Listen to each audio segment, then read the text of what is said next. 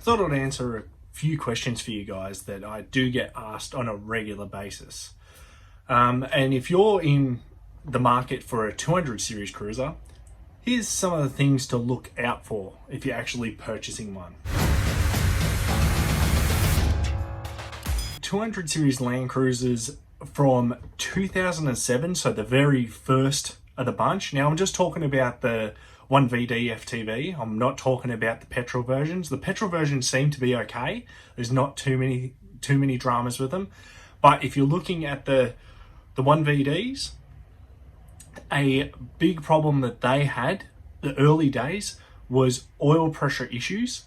So they would just lose oil pressure all of a sudden, and they would also have a lot of issues with the turbo lines.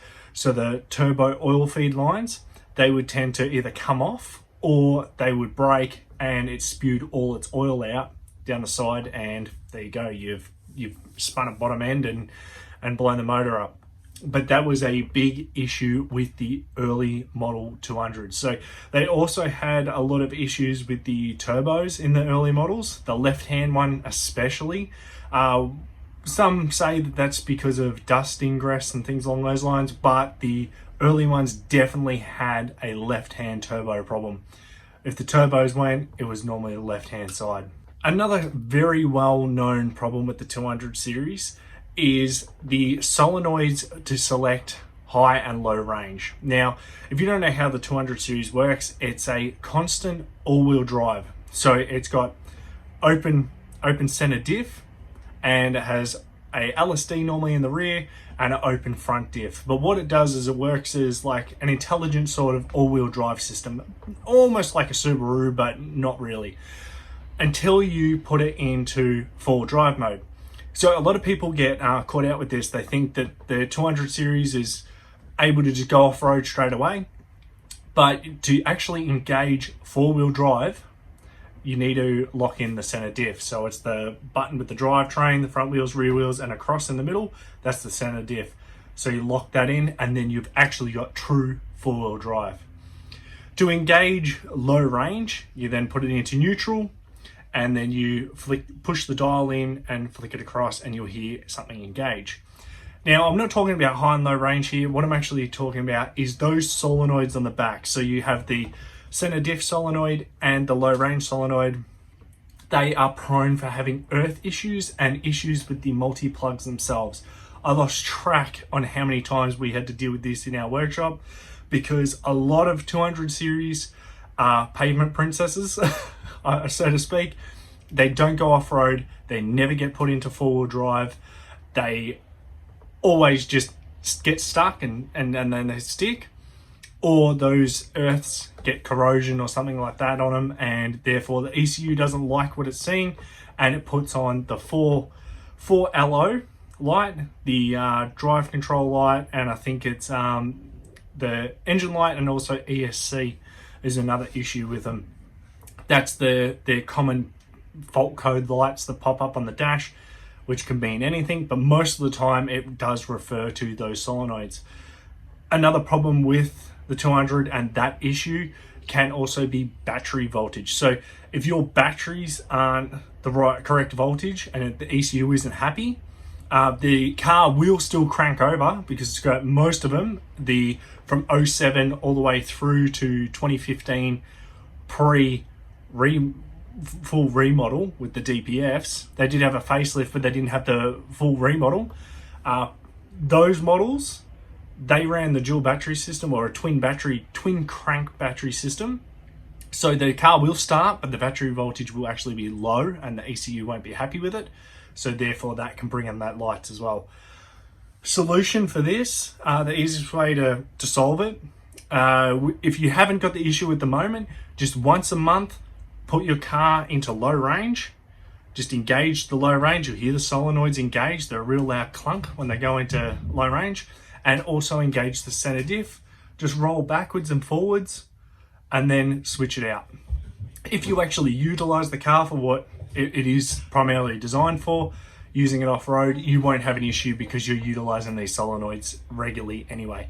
But if you don't take your car off-road enough and it is just a school run car or a family car, whatever, just do that and it will prevent those lights from coming on. Another well-known issue with the 200 series, and I actually did a video on it, is the water getting into the cabin air filter. A lot of people think that this is a leaky windscreen.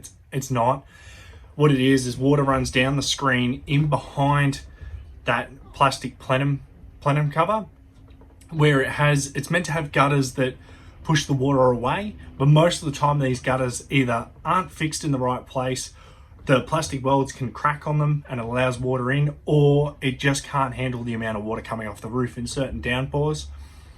So that is a massive issue with them. I will put a card up in the top corner referring to that video and how to fix that problem. But yes, Toyota have even come out and stated to me, not to public, but to me, that yes, that is a massive issue, and I found that through connections. But look at that video and you'll find out all about that. Another massive issue with the Landcruisers, and this is probably the one that they're most known for, is dusting. Now, the dusting problem, people say it is all different things. Some people say that it's the air boxes, some people say it's the air filter element itself, some say, it could be a range of things, the airbox mixed with the pinch seal and things along those lines. Now, in my experience dealing with a lot of Landcruisers, the dusting issue is a problem. Yes, I'm not going to lie. I've had it happen with my own vehicle. However, it isn't as bad as what everyone make it out to be. There is some airboxes that leak and they do distort and all that sort of stuff and get dust past. 90% of the time, it is actually incorrect installation of the factory filter. The factory filter does let dust past. It is allowing dust to go through. It's fine amount of dust. Toyota claim that is okay. However, in my eyes, I don't think that that's all right. You can do other means. You can change out the airbox and run a factory air filter in there if you so choose, or you can change the whole airbox out and run an aftermarket filter like a uni filter or things along those lines. You can run a factory airbox with the uni filter. That fixes the problem as well. However, people think that it's all different things. The one which I'm going to say is the next thing that people do not know about, because everyone gets focused on the airbox. But if you think it's the airbox, change the airbox out, you'll probably solve the issue with it. However, there's plenty of videos on this. It can be the clamps, it can be the airboxes distorted. I've seen them where they're waving down the edge. I've seen it where people haven't correctly installed the air filters, and this isn't just on Landcruisers. This is a pandemic across a lot of vehicles, a lot of panel filter cars, and I will do a video on this of all the different cars that I've seen with dusting issues over the years. And so airbox lids, airbox itself, air filter element, the one-stop solution if you want to sort of safeguard yourself from the airbox dusting issue, it's probably just get a whole new airbox assembly and put an aftermarket filter in it. And I'm not talking about like a K&N pod style filter, because I'm not getting into it. People swear by it. There is manufacturers that use that. However, I have seen them let more dust through than a factory filter. But moving on. Another big problem to look out for on the 200 series Cruiser that people do not know about.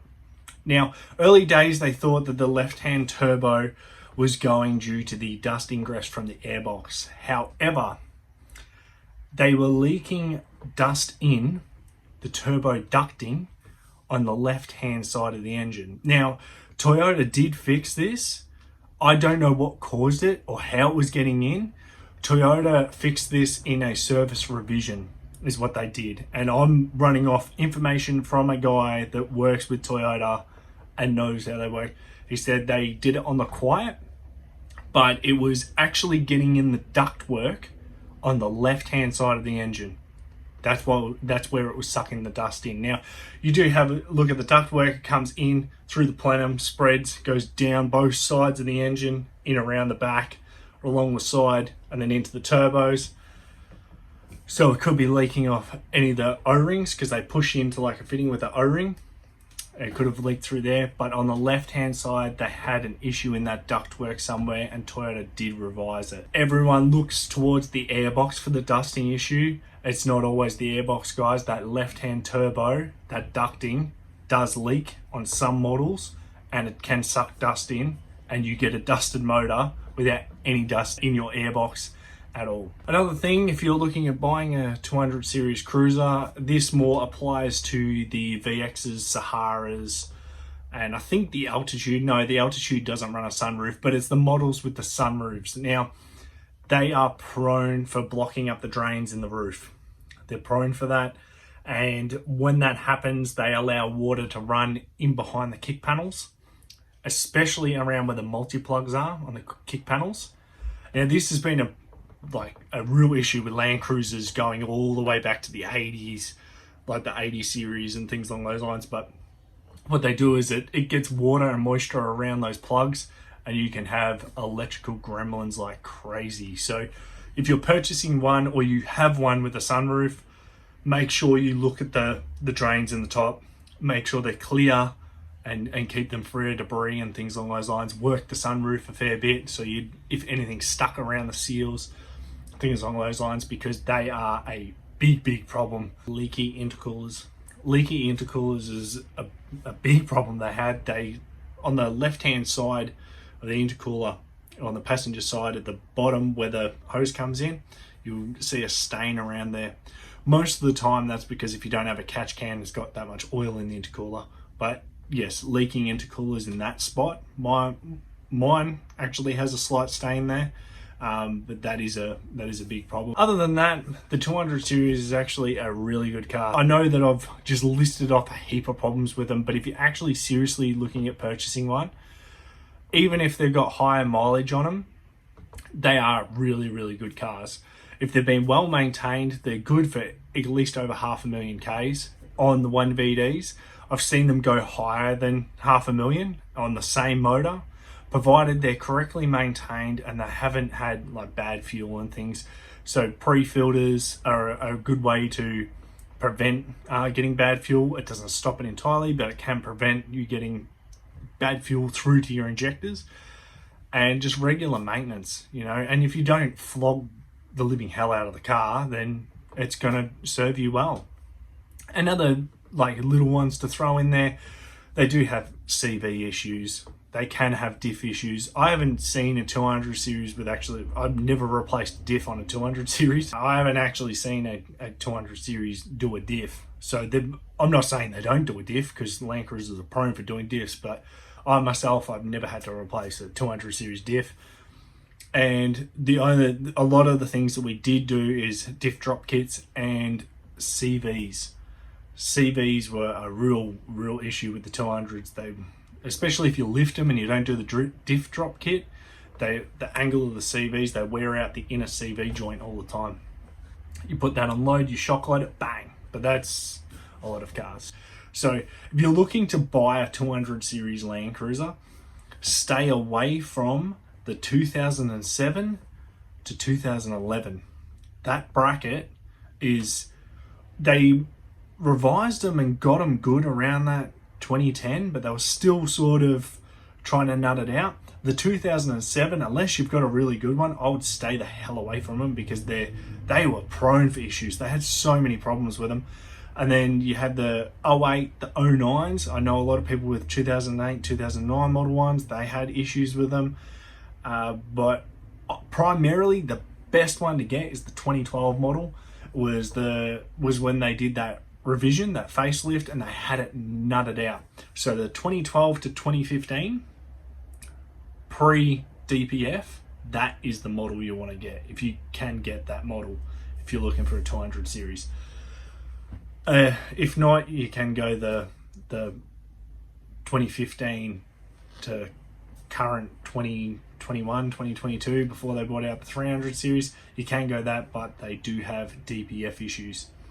So that is a issue that they definitely came across, and yes, so things to look out for. But other than that, they are a fantastic car.